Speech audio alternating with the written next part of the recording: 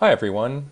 Today I'm going to demonstrate a external provisioner for Cinder, which allows you to consume Cinder volumes within your Kubernetes cluster, regardless if that cluster is actually using the OpenStack cloud provider. So let's go ahead and get started. The first thing we're going to need is a Kubernetes cluster. So I'm just creating a little quick cluster here with local cluster up, and the next thing that we're going to need is a Cinder endpoint. And for this demo, I'm actually using a standalone Cinder instance, which means a Cinder without keystone that uses a no-auth authentication strategy. But this works just fine with a typical OpenStack installation. You can try it with something created with PackStack, for example, or your existing OpenStack cloud. So we'll just make sure we have our endpoint that we're able to talk to. The next thing we're going to need to get is the Cinder provisioner, and that you can find in my fork currently of the Kubernetes external storage repository. So this is in the Kubernetes incubator, and we have a lot of external provisioners here, and I've created one inside of the OpenStack/Cinder folder of this project. So you'll want to build that and bring the binary over to your cluster. And so we have it sitting here, the executable named Cinder. So let's see if our cluster is ready to go, and it is. So let's go ahead and deploy now or initialize our provider. And we're going to pass it a cloud config file, which is going to provide the authentication parameters. So I'll show you what that looks like. We're using the standalone configuration. So here we're providing a Cinder endpoint and a username and a tenant. So I'll go ahead and start the provider. And we see a little bit of indication that we're starting up the provisioner controller and connecting to the Kubernetes cluster. We're also providing the kubeconfig that you get when you create your cluster as well. So our provisioner is ready to go. We have our OpenStack and we have our cluster going. So let's go ahead and jump right into the demo and see how we use this. So we are going to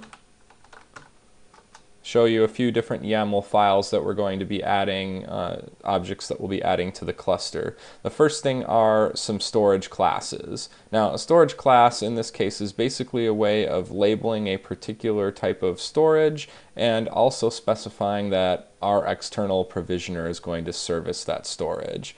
So we'll take a look at the storage class-iscsi YAML file here that I have.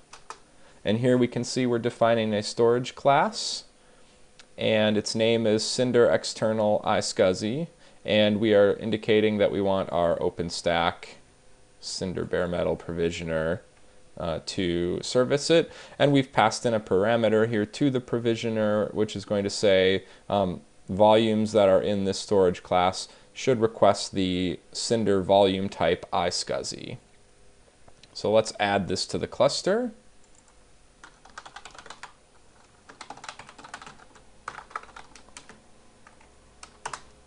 Okay, so we've created the storage class, and let's also create one for a Ceph cluster called RBD, and I'll show you what that one looks like. It's very similar.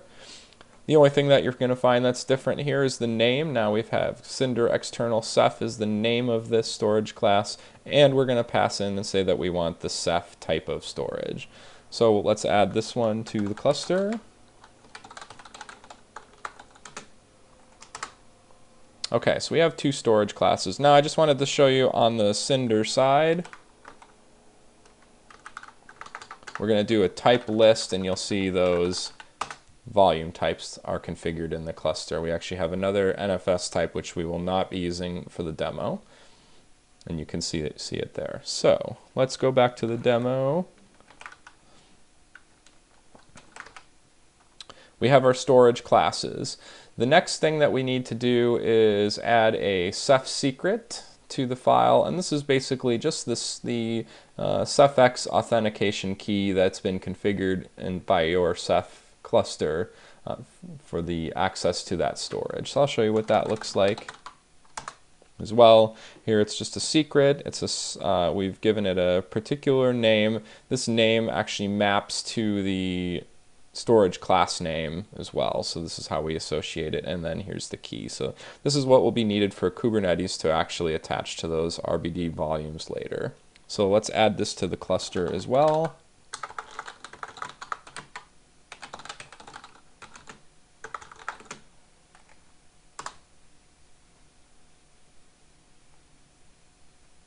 And it looks like I've already got that. Whoops, we tried to re-add the storage class, not the ceph secret. That's what it is. There we go. So now we've added that to the cluster as well.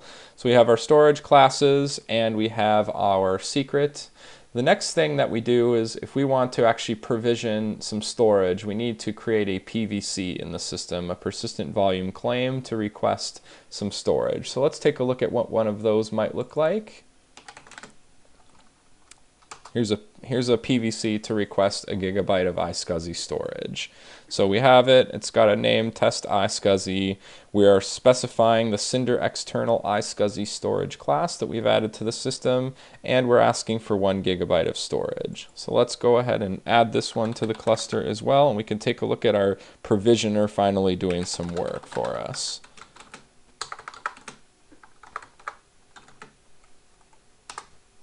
Okay, so let's go back and take a peek at our provisioner.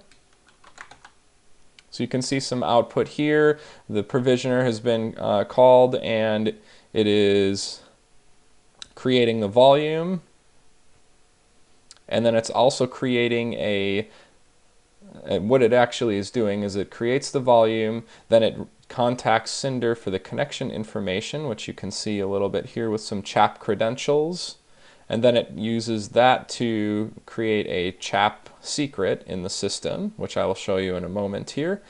And then we create a persistent volume in Kubernetes corresponding to the connection information. So now Kubernetes has a native way of accessing that Cinder volume via iSCSI. So I'm going to show you a few of the objects that were created in the system.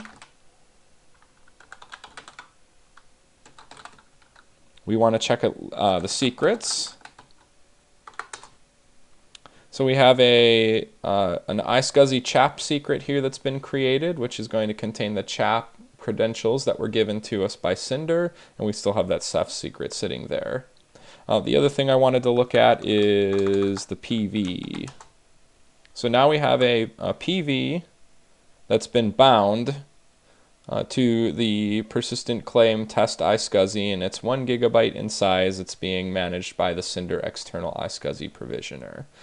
So that's great. Let's go ahead and create one more PVC of the RBD type. So I'll show you what that one looks like. Very similar to the other one. It's using the Cinder external ceph storage class, and it is asking for 1 gigabyte. We'll add that one to the system.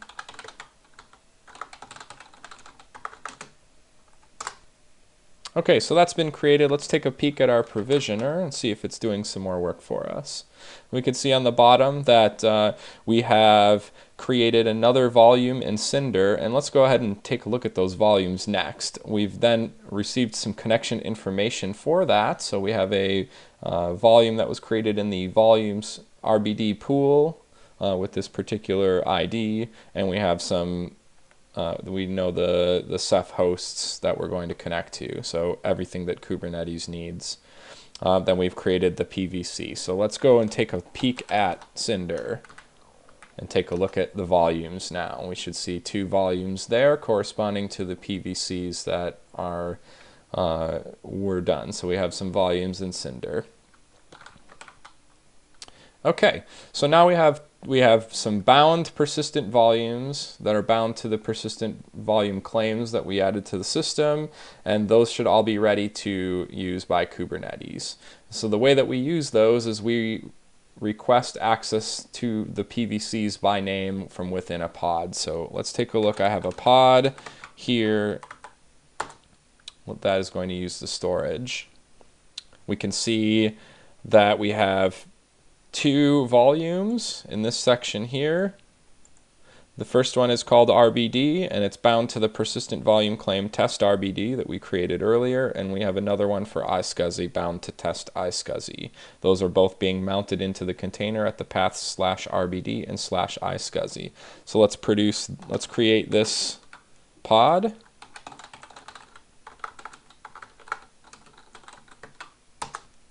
So the pod has been created, and now we are going to provision or to execute that out on our single node cluster.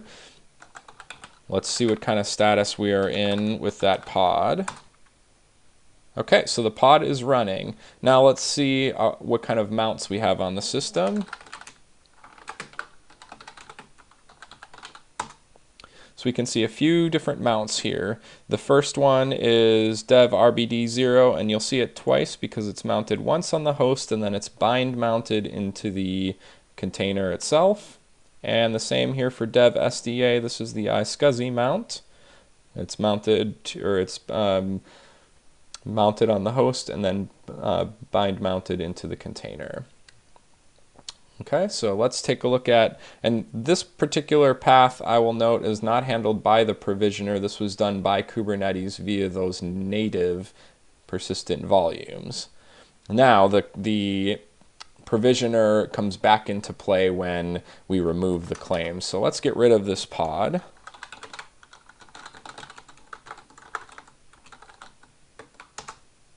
And then we can get rid of our PVCs. We'll get rid of the iSCSI one first, followed by the RBD one. And now let's take a look at our provisioner, and we can see some more output. We are deleting the volumes from cinder, deleting the objects that are corresponding to the secrets that we created. So let's take a look at cinder and see if it's been indeed cleaned up here.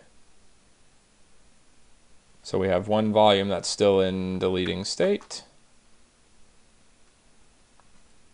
And that may just take a moment to delete. It might in fact still be mounted by that pod that is cleaning up. And it's been cleaned up.